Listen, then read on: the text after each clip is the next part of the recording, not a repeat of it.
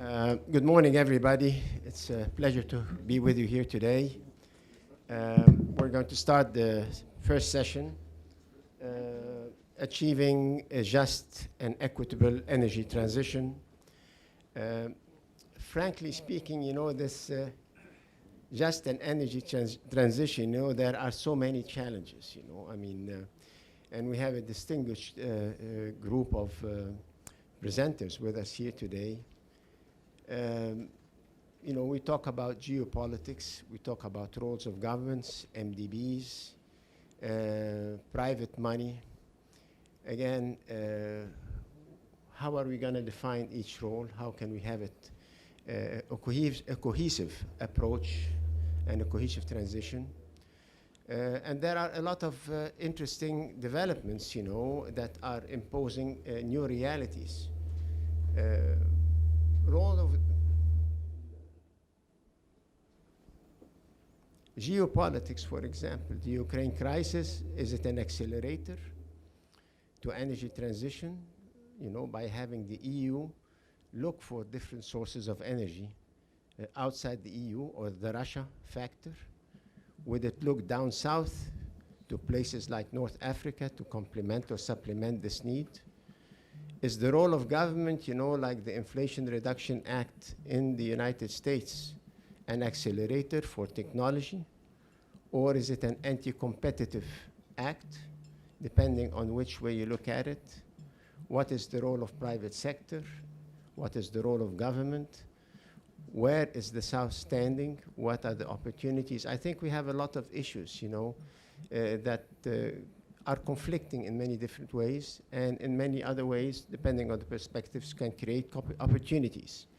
Anyway, without taking too much time, I would like to present our distinguished speakers. I'll start with our dear friend, Miss Elena Panova. Where is your CV? It's okay. Well, I can say that Elena, she has about 5 or 6 master's degrees, in microelectronics, chemical, technical engineering. What are you doing in the United Nations? Well, Ms. Panova is currently the UN Resident Coordinator in Egypt. Before joining the UN, she was the Executive Director of the local non-governmental organization delivering business support services to micro, small, and women entrepreneurs in Bulgaria. She holds a master's degree in international law, foreign trade from the University for National and World Economy, and a master's degree in microelectronics from the Technical Chemical University, both in Bulgaria, along with 3 other master's degrees, so I'll save you the agony. And I'm just going to be going in the order of the presenters, without any, I'm not trying to violate any protocol. And then we have also Mr. Sunjoy Joshi, who is with us online. He is the Chairman, Observer Research Foundation, ORF. Mr. Sunjoy is currently the chair. He was Managing Director of the Madhya Pradesh Energy Development Agency and served as Chairman of MP Wind Farms. He's also a visiting associate at the International Institute of Strategic Studies in London, as well as a distinguished visitor to the Program of Energy on Energy and Sustainable Development in Stanford University. He holds a master's degree in English Literature from Allahabad University, India, as well as development studies from the University of East Anglia, Norwich. And last but not least, our dear prominent friend, Dr. Ziad Bahaa. Needless to mention, your CV is quite extensive, so I'll try to be a bit brief about it. Dr. Ziad is the managing partner of Bahaa Law Office in cooperation with Benelli, Eredi, and the Thebes Consultancy, a legal research company. He is an expert in financial law, investments, company law, governance, compliance, and economic legislations. Mostly so, he had several public positions, primarily the Deputy Prime Minister for Economic Development and Minister for International Cooperation. member of the parliament, chairman of the Egyptian Financial Authority, chairman of the Egyptian General Authority for Investment, and member of the board of the Central Bank. He currently serves as the non-executive board member for several companies, including the chairmanship of the Bank of Alexandria, Samcrete, Hassan Alam, and many others, you know. Dr. Ziad earned his PhD in financial law from London School of Economics and at the LLM International Business Law from King College, London, BA in Economics from the American University. So, I mean, we'd like to start with Ms. Elena Panova, you know, and we'd like to get your take on international institutions and the role of UN. Tarek, thanks a lot. Thanks for the introduction. And, you know, in my defense, I will say that having, you know, my first master's on engineering helps a lot when you have to coordinate, you know, 26 UN agencies here in, so having the logical, you know, mind helps a lot. But first of all, thank you very much for the invite. I'm very, very glad to be part of this panel and to have, you know, these distinguished panel members with me to focus on green transition. So in my intervention, my contribution, I will focus on the position of the United Nations when it comes to green transition. I will also try to shed light on the just and equitable green transition. And then at the end, I will, you know, come back to Egypt, giving an example of an Egyptian example of a country vision when it comes to just and equitable transition. So very pleased that this whole discussion happens within the framework of the discussions of the G20 at T20. And I was also very happy to hear, you know, the positive signs that Dr. Samer shared with us with regard to where, you know, the G20 is going. Because it's extremely important. The role of G20 is extremely important, and we all realize it when we talk about green transition. Why? There is one simple fact, that G20, the countries in G20 are responsible, and we all know it, for 80% of the global emissions. So 80%. So that's why, you know, we at the UN, and I believe, you know, we all, you all know that as the G20 goes, so goes the Paris Agreement. So it depends a lot on, you know, what policies the G20 will put forward. We all know very well the challenge, but nevertheless, I will, you know, spend 1 minute on the challenge. And I will spend on the challenge based on the recent findings, which the emission gap report of UNEP, it was released, the recent edition was released in November, you know, during November, during this month. And very clearly, the scientists are pointing that the current policies which the countries are putting forward are bringing the world to a 3 degree of global heating. And the window of 1.5 that we are all desperately, all the countries, you know, desperately trying to stick to, maximum 2 degrees, because otherwise, you know, then we will enter into a unreversible change and impact of the climate change, where we will find ourselves not only, you know, into crisis after crisis, but we will see, you know, dramatic changes when it comes, especially to the most vulnerable countries. And that's why the clear numbers coming from this report, and I will mention one, and that is that we need to cut, the world needs to cut emissions by 43% by 2030. What the report says is that currently the decrease in the emissions, the way, you know, if we go this way by 2030, it will be only 2%.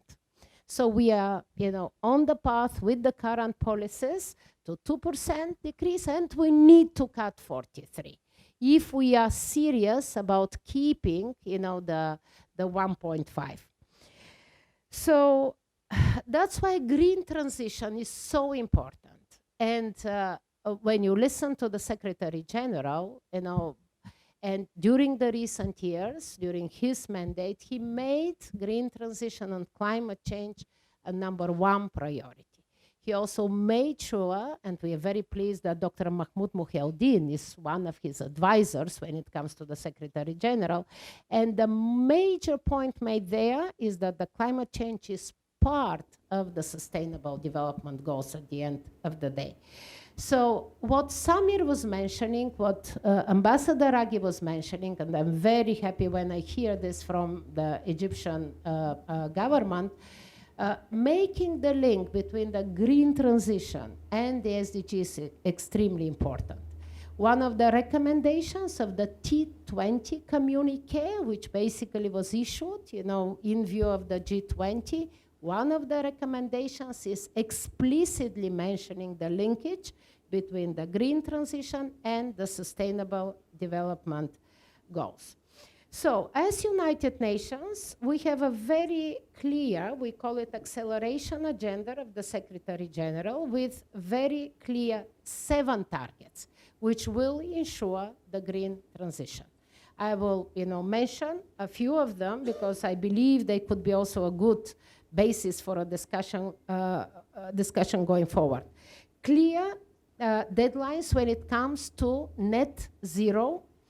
And here the targets are by 2040 to have net zero in the developed countries and by 2050 in the developing.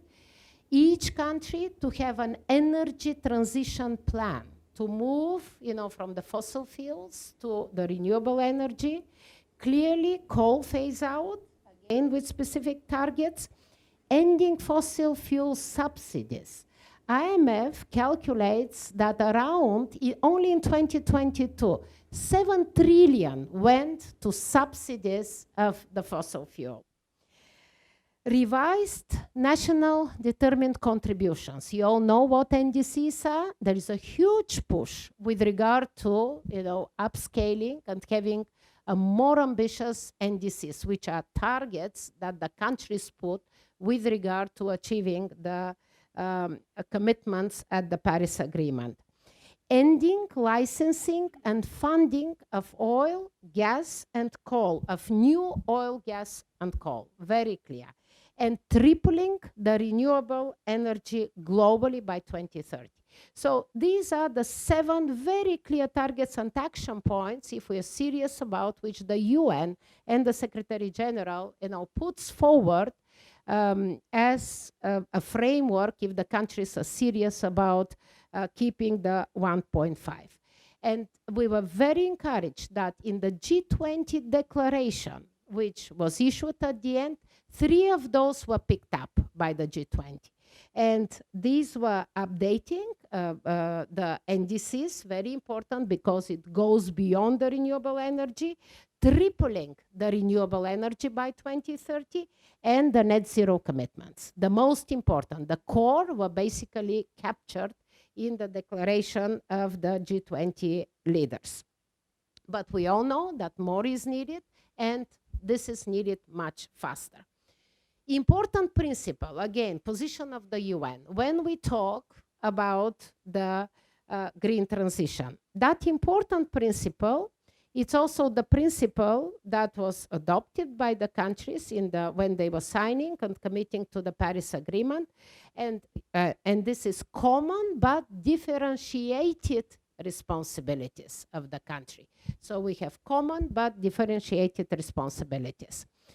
And that, principle leads us naturally to the second pillar of the positioning of the UN when it comes to green transition. And this is climate justice. This is where the just and equitable transition comes. So yes, green transition, but the transition needs to be just and equitable. Because transition, want it or not, will happen. We know it. We will be, up the wall by the impact of the climate change. Countries will have to adapt. Transition will happen. But How will this transition happen is what matters for us, and I believe, for all responsible governments when we talk about the green transition.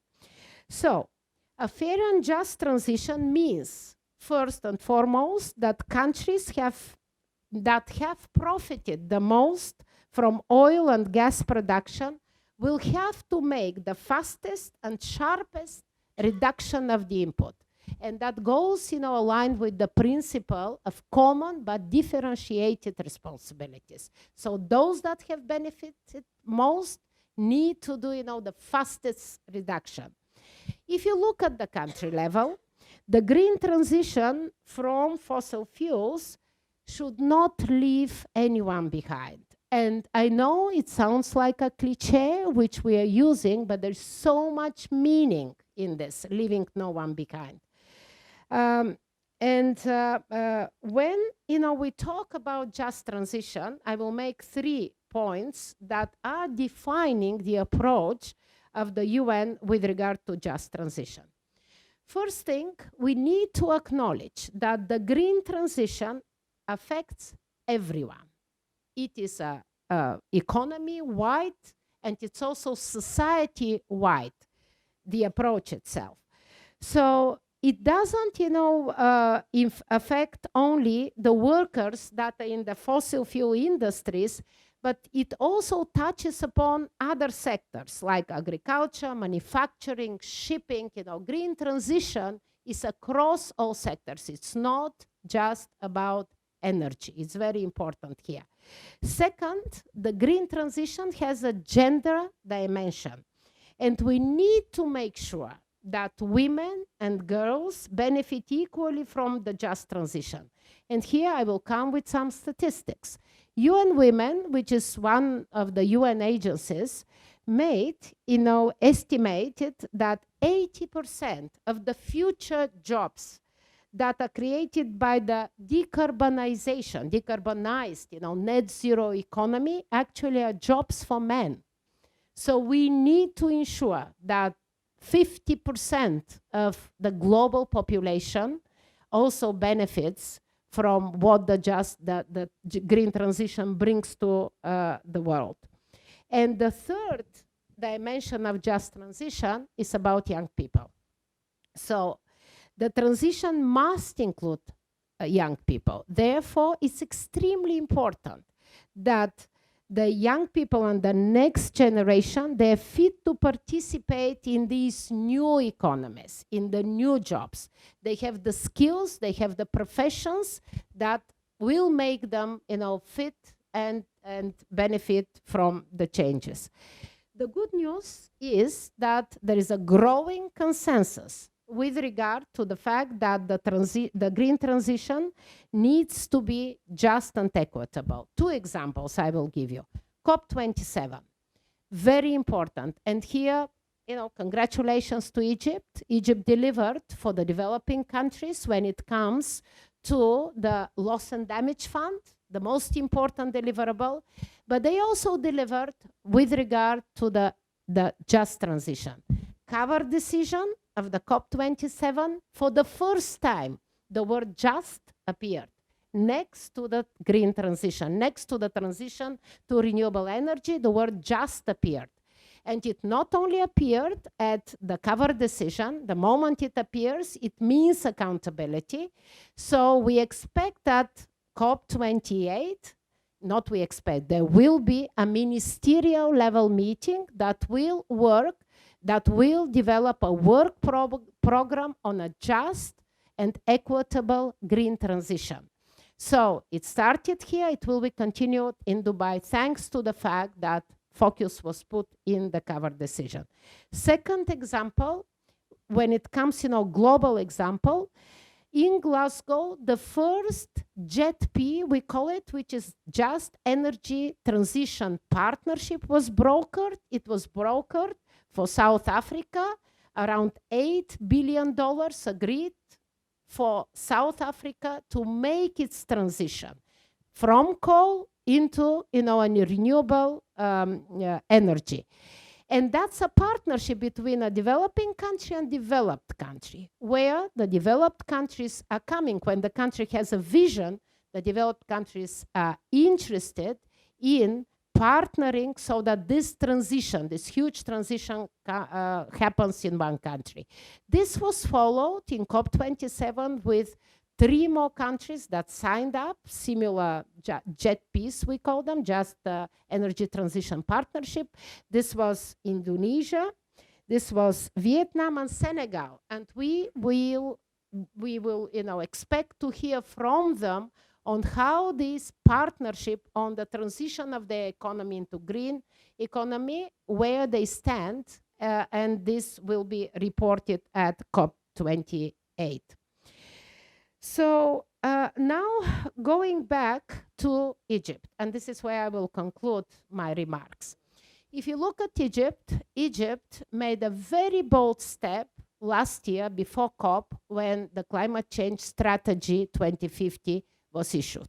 We were very much waiting for the strategy to see, the concrete commitments of Egypt here domestically.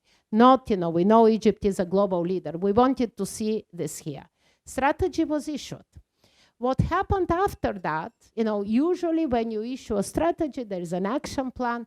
In this case, the country mobilized itself and put together a clear pipeline of projects in support to the climate change strategy. And that pipeline of project has one name. It's called NUAFI, the Nexus on Water, Food, and Energy, which is nothing more than a pipeline of projects where the multilateral development banks, where the private sector, where the UN agreed to come up with very specific projects that will contribute to the achievement of the targets of the strategy. I will take one pillar of this. It's energy, water, and food. If we take the energy pillar, since today we are talking about, green energy transition as well. The energy pillar, why is it so important and why we as UN put so much emphasis and support, and we believe that that will move the country forward? Because the energy pillar has very clear commitments. There is a clear commitment of decommissioning old, plants, 5 gigawatts of inefficient oil and gas power generation capacity, which constitutes 9% of Egypt's total installed fossil fuel capacity. So that will be decommissioned. It's part of the energy pillar of NUAFI. And there is also a commitment of 10 billion, and Tarek knows very well because, he and the ArmCham were, huge supporters of this. 10 billion commitment of investment to support the installation of 10 gigawatts of renewable energy capacity. That's on the transition. But the just part comes with the fact that there is a plan. There is a plan to ensure that all these changes happen in a just manner. There is a just transition plan. EBRD did a scoping study. They figured out how many workers will lose their jobs when you decommission these plants. What new professions you need to have? Where do you need to put the focus? What retraining and reskilling needs to happen? So that plan of just transition is in there. So we do realize that more needs to be done in order for Egypt to reach the goal which it put forward, which is 42% of its energy grid by 2030 to be renewables. But nevertheless, I think NUAFI put a very good and solid basis for the country to move together with the private sector, with the multilateral development banks, with all the international development corporations to this direction. I thank you very much for this opportunity.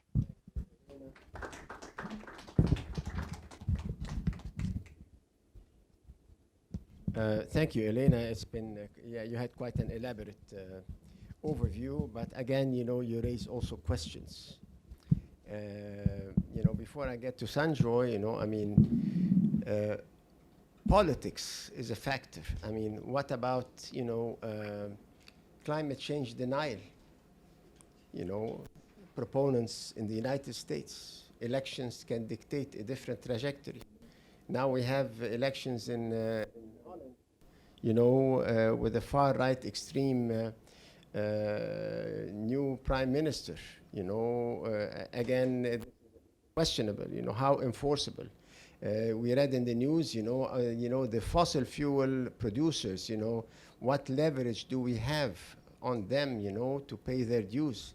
UAE is going to be negotiating about 18 deals on the sidelines of fossil fuel, on the sideline of COP28, a contradiction. You know, we read this morning that the gas flare coming from the Gulf, you know, is intoxicating the region. I mean, again, you know, there are a lot of issues. But before I get, before I get into further details, you know, let's hear Sunjoy. You know, I would appreciate your participation and your take on the issue. Thank you. Thank you, Excellency Tawfik, for chairing this, and thank you, Elena, for laying out the groundwork so effectively for this subject on what does it mean, what does just green transition mean. Let me start by saying that, you know, for the common person on the street, the energy question today has actually become very perplexing, not just the energy question, the question of the transition.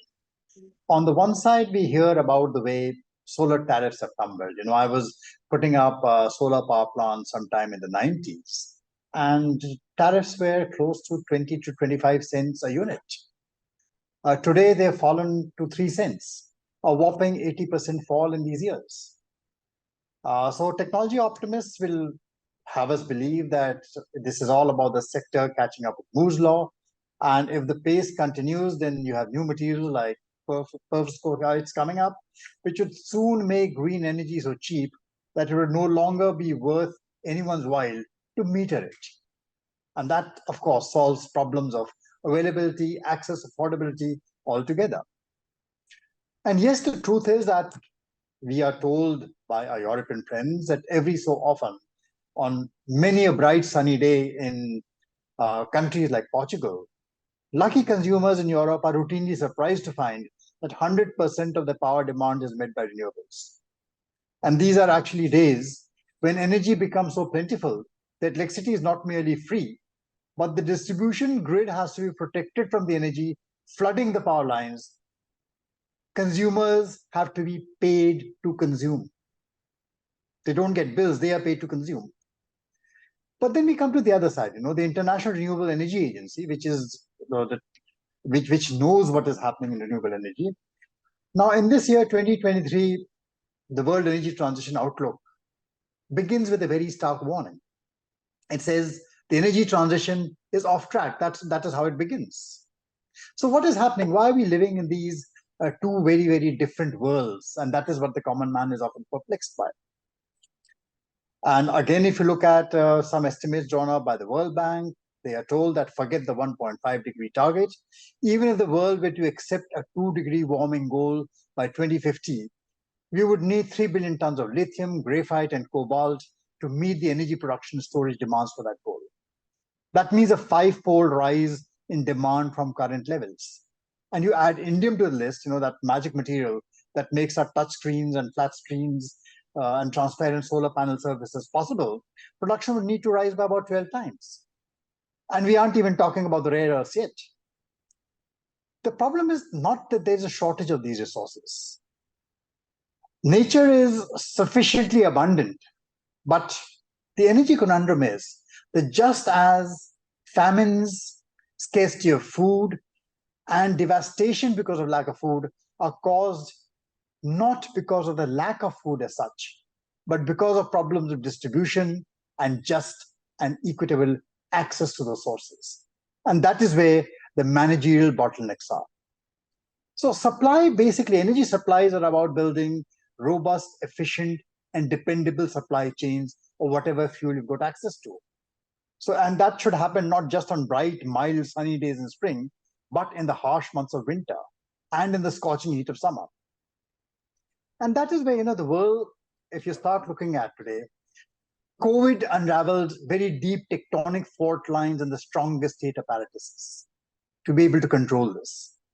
And suddenly, you found that our technology-enabled, just-in-time model of global supply chains started looking very brittle and fragile.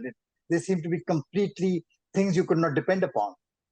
And this is something which affected both the developed and the developing world alike. Into the very, very complacent 21st century households, you dragged in the ugly specter of real scarcity. So that is where, the world started changing. And then nations have barely recovered from COVID to find that not only are our supply chains fragile, but the very connectivity that helped create these efficient supply chains is today become our greatest vulnerability. That connectivity can be used as a weapon. It can be used as a weapon to lay siege and deny flows of finance, energy, food, fertilizer, water, medicines by unilateral action with no recourse available to victims. And then coming back to energy, we come back to the 3 A's of energy security. Energy security has become center stage. Availability, affordability, accessibility. Dysfunctional markets that can be disrupted by sovereign actions have now brought center stage the pressing need of D in the equation for this whole energy security. And the D today stands for diversification. So that is why many common people today ask, was the Paris Accord perhaps written for a different world at a different time? When no country feels secure unless it acquires the ability to diversify and multiply its resources, suppliers, and supply conduits for each vital resource. From energy dependence in functional global markets, we are moving to the idea of energy independence in dysfunctional closed markets. A secure energy system, we believe, must be a resilient energy system, and resilience demands redundancies.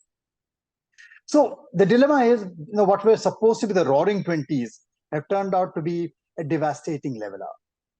On one level, they have done very little to get rid of the cleavage between the North and the South. In fact, they've enhanced it. They've enhanced the economic cleavages. But at a deeper cognitive plane, it has also demolished some important discursive cleavages separating the North and the South. I think we now need to understand, and we do understand, that a nation's energy flow is its lifeblood and sustains not just its economic growth, but its very existence.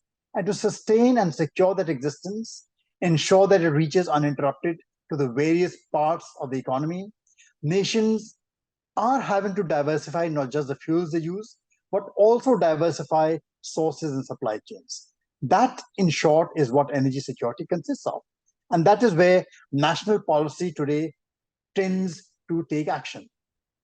But then from the first leads the second, that given that each nation will have its unique resource constraints, there can never be one shape that fits each and every nation's basket. So climate justice is not going to be about prescriptive policy directions flowing from one direction to the other. If the energy transition is to succeed, and it has to succeed, it has to succeed then as a just and equitable exercise, and climate action must be contingent upon not similar, but several different pathways. So it helps in many ways to be agnostic about the pathways, as long as the only true concern is that they achieve the one common goal of decarbonization. See, finally, I would say that we are irrevocably tied to a world, the future of which can only be mutual dependence. We may continue to harbor delusions of power and independence, but that still remain delusions. We need each other because comparative advantages are going to continue to be real. And that is the only way which is going to ensure that caught between energy security and climate justice, we do not end up trading off the planet and its people with each other. Thank you. Thank you very much, Sunjoy. I mean, again, quick comments. You talked about fragile value chains, and globalization. Are we heading to regional value chains, or this is one issue that is popping up, And we talk about, one of the issue, is nuclear energy perceived as part of the energy transition? You have a squabble between France and Germany when it comes on characterizing or, dealing with nuclear energy. Again, we would also like to look at the role of governments. Maybe Dr. Ziad, you can get into that. We have in Egypt a package of incentives, and tax write-offs for renewable energies, to circumvent the impact of the Inflation Reduction Act in the United States, to make it a little bit more attractive. What is the role of government when it comes to that? Is it a blessing or is it a detriment to the process? But anyway, without getting into too many details, Dr. Ziad, it's your call. I understand you will be commenting on the discussions that we have here today. Thank you. Thank you very much. I know we've gone above or beyond protocol, but I really can't miss the opportunity to very briefly congratulate ECES for the 30th birthday. Congratulations to Omar, to Abla, to everyone here from the center. And special gratitude to Ahmed Galal, who introduced me to ECES more than 20 years ago as a younger researcher at the time on a legal subject. And it's since then that I've become very close to him and to ECES, to everyone around. That was, by the way, on the formalization of real estate in Egypt, a subject which remains unresolved. So we get the credit for trying. We have 30 years to go, so never lose hope. So I'm going to get into the subject immediately and briefly. And that is perhaps by being a little bit skeptical as to the possible outcome of green and just transition. It's an extremely noble idea, a very powerful one, and one that we need, no doubt about it. I'm not discrediting the idea. I think it's really extremely important. But I think we have to appreciate and realize the limitations from the outset, especially when it comes to issues affecting labor and when it comes to issues where some international coordination is needed. So I'm focusing perhaps more so on the labor issues, and also, although it's largely a domestic matter, but since we are sitting here in the context of international efforts and the G20 and the United Nations and COP28 that is about to happen, I think there is much more emphasis here on the international aspect and therefore the international cooperation that is needed.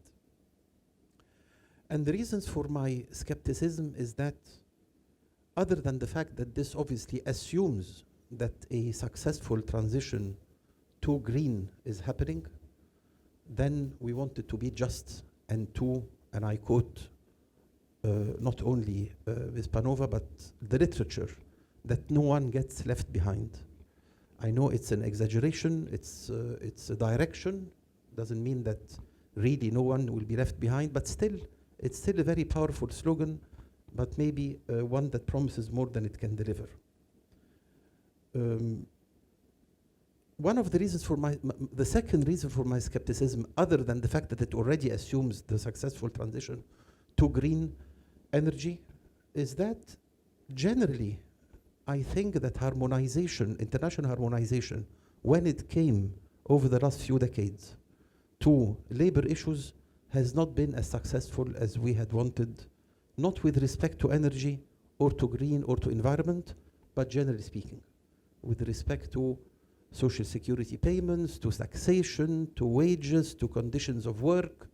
In fact, part of, as much as globalization has brought enormous benefits, I think that the jury is out as to its impact on labor in particular. It has created jobs around the world, no doubt about that, but it has not really managed to sustain the level of protection and of harmonization that could have been achieved had there been more coordination and successful coordination with respect to labor issues internationally. So it makes me wonder, why will international cooperation in terms of just green transition be more effective with respect to labor in particular. I'm wondering why we can even remotely assume that to be the case. The other thing is that there continues to be a very strong force in investment climates around the world that is simply called in literature the race to the bottom. And I assume you are all aware of what it means. It means simply that countries, when the time comes to making policy decisions and to issuing legislations, will still offer to international investment less barriers, less protection, less environmental interest, less labor protection, than less tax proceeds than they should, because that is the race to the bottom, as opposed to other countries, obviously, that are more successful in racing to the top. And as long as that race to the bottom persists, and not only persists, it's actually acknowledged. It's acknowledged as being the right thing to do in much of the official discourse that we hear around us all the time, that, you know, the measurement of successful investment is simply how much comes into the country, how many projects are started, how many jobs are created, but very little about even the tax proceeds and the labor implications. So as long as there is the race to the bottom, I also see it as something that will continuously fight against the idea of the green transition also becoming just. I worry that it will become, in fact, quite unjust. So let me conclude just by saying two things. There has been some successful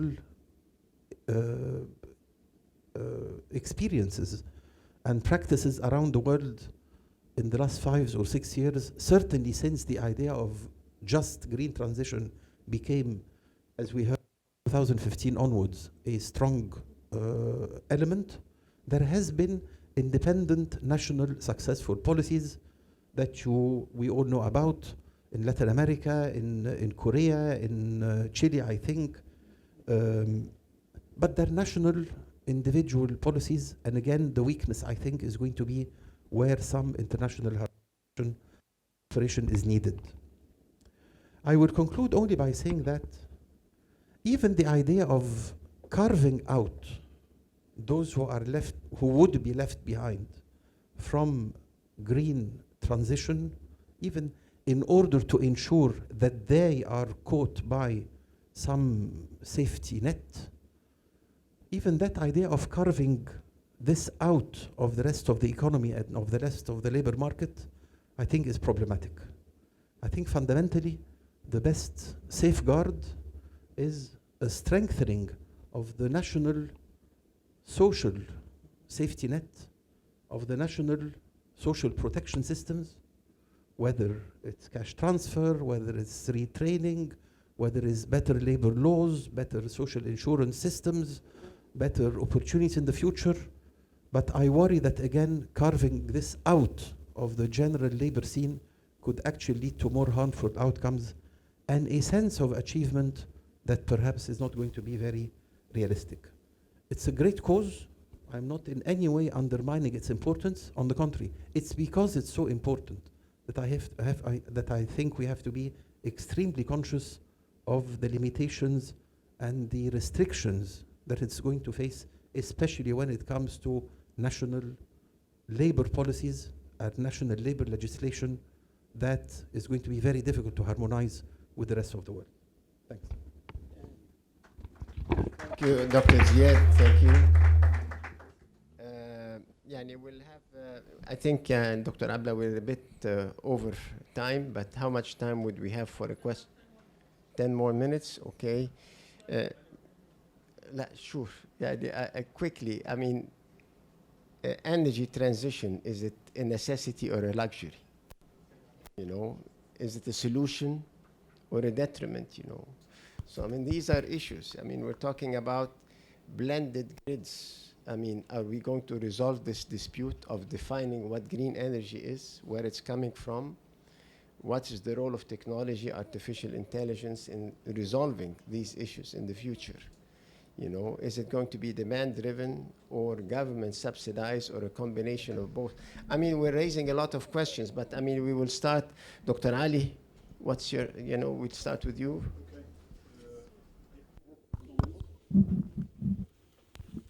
Okay, I have two comments. One is micro for. أنا بس please يعني I'll I be would very- appreciate everybody would present himself, you know, for the audience. In loss and damage funds, historically, it started with countries that are most responsible should bear the majority of the load. In most of the recent ones, they actually refuse to do so. So there is inequity there right away. Now, I want to reciprocate what Dr. Bahaa said. Most countries with a high Gini factor has built-in inequality, systemic. So I could tell you, whatever transformation you're going to have, it's going to be unjust. It's not an issue of just transition or anything. You have to solve the inequality issue. That is. I mean, in Sweden or Denmark, they don't worry about just transition because it's not there. It's not an issue. You worry about just transition in India, in Egypt, because there is high inequality. Thank you. Thank you, Dr. Ali. Please.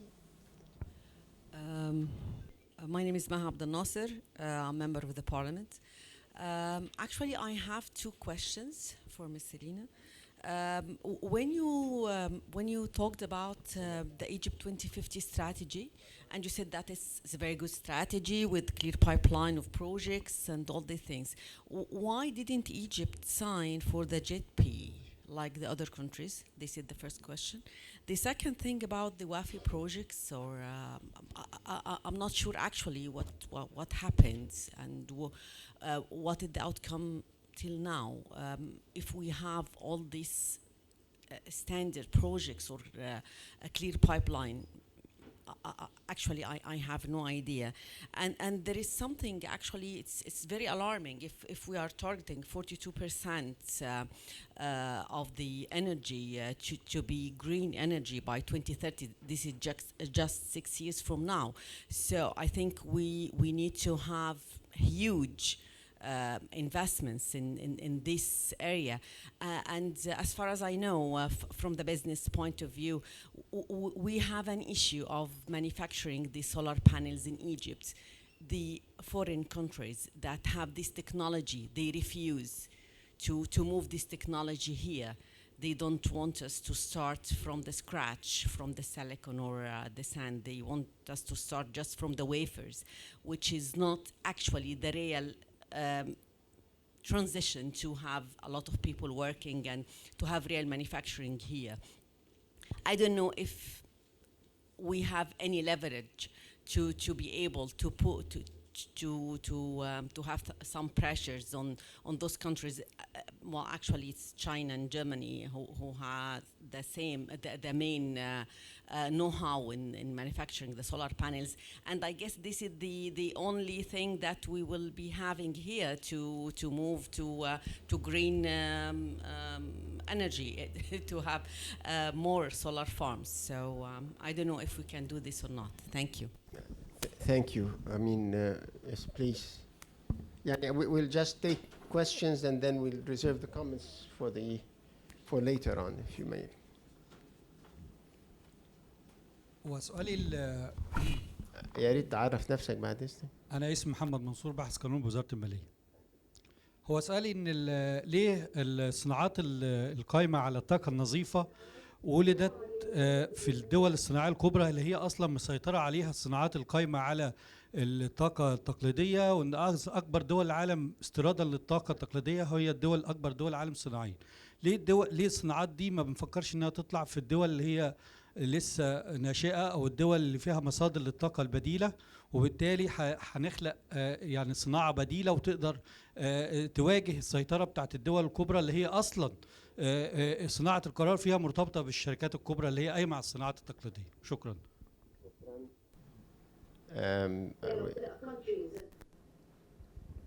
Is there a translation for that?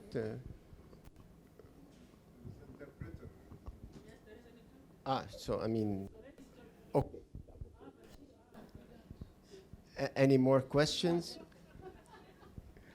What?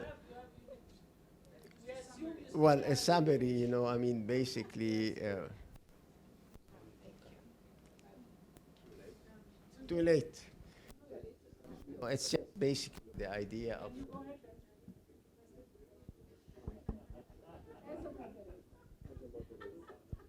And if I, the, why is it, you know, I mean, the industrial companies that have the know-how, it's more or less what, yeah, and what is the opportunity for the countries, underdeveloped countries to share the technology, develop technology, and you participate there rather than be on the receiving side, they will be on the production side. So, I mean, this is more or less some of this kind of question.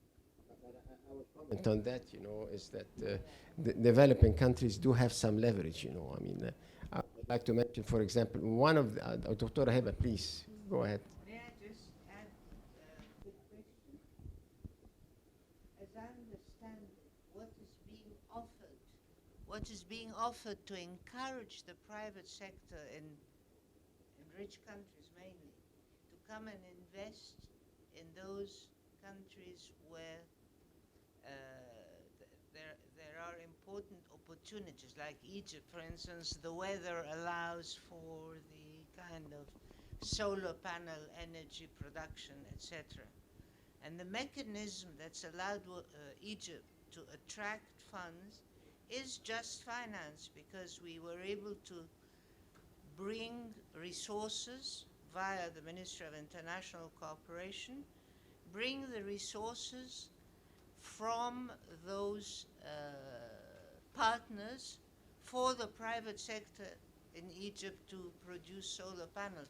So it's, in my view, it's all about giving the right incentives to the private sector. I don't see a problem in doing that.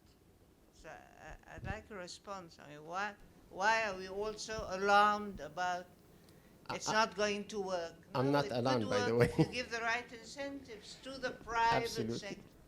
Well, anyway, we'll have more commentary on that, you know. But I mean, are there any more questions, or can we have our panelists chip in? Okay, Sunjoy, would you like to give your take on some of these questions?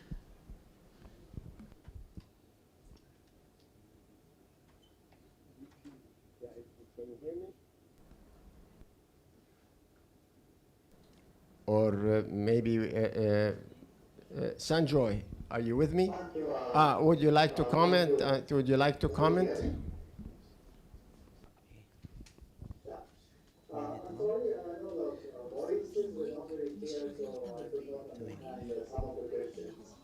But let me just pick up some comments which I heard about next question of subsidies, energy subsidies, where they come from, and how do markets operate in this kind of situation. I think today we are in a very different situation what we were about 10 years ago, when the growing concern as far as energy is concerned about the development banks, and even the main rule makers of the world were concerned, energy subsidies are low. In the last few years, I think we have realized that there is a political economy at work. That there are, if we are talking about problems of access, and if we are talking of genuine issues and problems which need to be addressed in climate change, for example, if it helps to save the forests of particular villages by making people convert from, say, biofuels, cut down trees and burn their wood, and make them convert by giving them subsidized access to bottled gas, then it is a good trade-off. So there are various answers. We have seen in many parts of India, forests come back, wildlife return to remote villages, which have completely devastated their fields because of certain kinds of subsidies given on energy. So as I said, ultimately no one size fits all. There are practical solutions, pragmatic solutions, and not fundamental solutions which have to be found to the energy conundrum. So that is where agnosticism in choosing technologies and policies, provided they achieve the end goal of decarbonization, that is what is required. And that also holds to the entire debate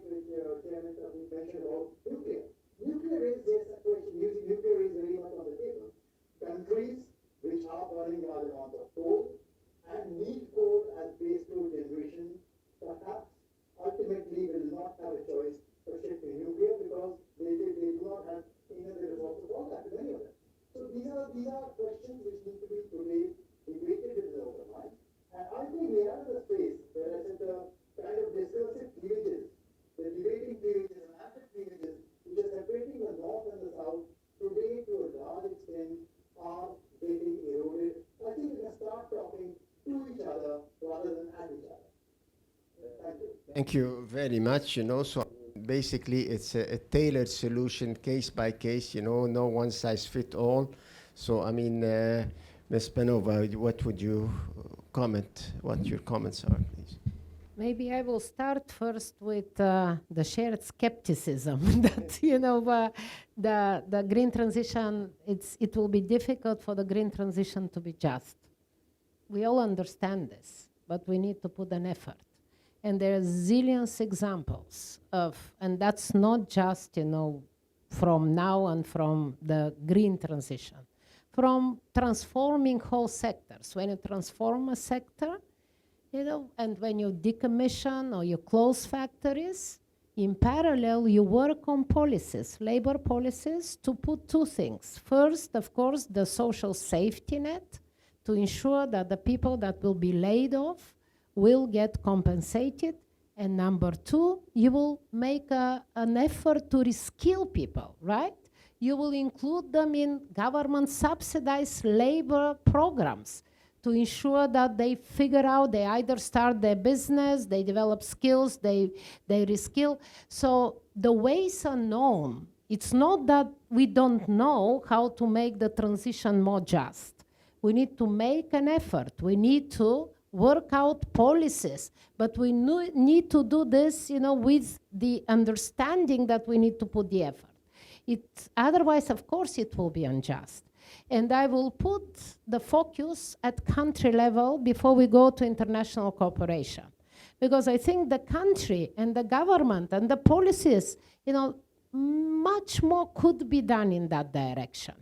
And that's why, but for this to be done, you need to apply an approach, you need to scope first to understand what will be the impact, and then put programs in place. You need to make sure that the private sector itself invests in reskilling the workers, right? So I think there are many ways. I will not be that skeptical with regard to the possibility of the transition to, we make it just, but we need to definitely insert, and we need the policies in place. That's why we need the understanding from the outset. So on your questions with regard to the strategy Egypt 20, it's a very ambitious strategy. Guys, you need to be proud of this strategy, and the nationally determined contributions, they were updated in June this year. They were made more ambitious. So the question why Egypt did not sign a JETP, a Just Energy Transition Partnership, because Egypt has NOAFI. And NOAFI is the country JETP. And Egypt, and I feel uncomfortable actually convincing you, but Egypt, the JETPs focus only on energy, right? And they usually, for countries where you have a coal sector, you need to transit from coal to renewable. Egypt doesn't have this issue, because Egypt already has around 16% of its energy grid. With Beam Bank, it's renewable. It is renewable, right? In addition to the gas, a little bit of coal, maybe, mainly gas and this. So what Egypt did with regard to the transition with NOAFI, it didn't take the very narrow approach of just energy. It went into the water and the food. And that's why, and transport, because it's NOAFI plus. It's transport there as well. It looked not just into the climate change mitigation, which is the energy. It went to the water, the food, and the transport. It expanded, and it put forward a pipeline of real projects that will, help the country to make the transition. Who were the first to be attracted to these projects? And that was under the Ministry of International Cooperation, with electricity, with water, with the Ministry of Agriculture. Who were the first? The multinational banks. Why? EBRD, IFAD, African Development Bank. They were the three leaders, and EIB, the European Investment Bank, leading on transport, African Development Bank leading on food and on water, IFAD leading on food, and EBRD leading on energy across this nexus. Why the banks? Why are they the first? Because they provide highly concessional loans plus grants, right? And why do you need this? In order to de-risk so that the private sector comes. That's the whole vision of NOAFI. So you get them on board, they signed agreements, We have specific agreements that have been endorsed by the debt committee, for the highly concessional loans. We have debt swaps on the energy pillar by the Germans, right? They come with $250 million, which is pure, debt swap. We have grants in NUAFI. It's a blended finance. We have innovative financing there. Why you bring the banks again? Because you need the private sector. Now the matter is of the government to provide all, the incentives, and that's the role of the parliament including, so that the private sector comes. And the private sector will come, why? Because first, Egypt, huge opportunities. Second, you have the country vision. When they come, they know what they contribute to. It's not just, deals here and there. It's the vision, it's the 2030. You have specific commitments. You have the government backing, because they say, we want you to come, that's our vision, this way we want to go. That is how, it looks. And with regard, where are the results? A week ago, there was a conference on WAFI with the Prime Minister attending, a number of ministers were there, and all these banks were there at the highest level, their vice presidents were here. Vice president, really high level, which means commitment. They were here, and there is a report on WAFI, which I'm not sure whether it's already on the website of Ministry of International Cooperation. Most probably, it's there. But there is a very clear report where you can see NUAFI was launched at COP27, and now you can see how much money have been mobilized, real money that will come to this country along this nexus of water, food, energy, and transport. Real money, concessional funding, grants, debt swaps is there. It's not, grandiose, but as I said, it puts the solid base for a transition towards, a more resilient Egypt. And I think, you need to also study it so that you could, feel proud of this. The big question and big elephant in the room for me is the technology transfer. That's a huge thing. And on that front, I fully agree with you. Sometimes you need to, of course, it will be cheaper if it's produced here. Sometimes it's cheaper if you import. But then on the import, there are a number of issues. So the technology transfer is something where a huge effort needs to be put by the developing so that, the transfer is done otherwise, and that most probably will come with investments. And for investments, you need, a proper environment. So there are many conditionalities, benefits, but I fully agree that on that front, much more needs to be done if we are serious and if the transition is going to happen. But it will happen because the impact of climate is huge, and we will have no chance unless we need to. I want to remind you of something. We're still within our hour. We still have 5 minutes to do our hour. So the delay was from your side, not from our side. I'm going to stick to my 5 minutes, and I'm talking as a deputy chairman, so I'm the boss here, okay?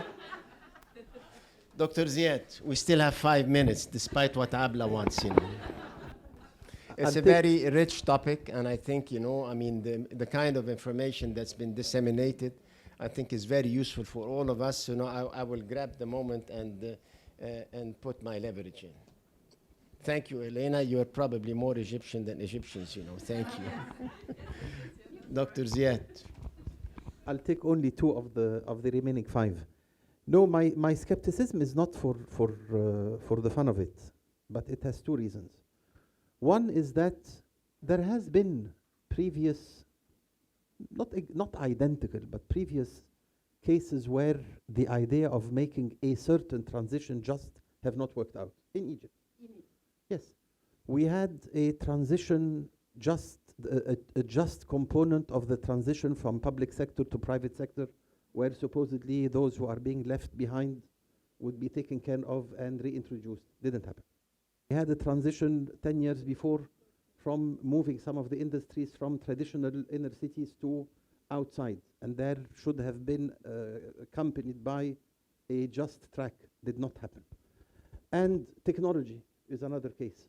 So I'm not saying this just to be skeptical. I'm saying this for a purpose, and it is how I concluded last time by saying that I think that the just component should be much more grounded into the social protection country.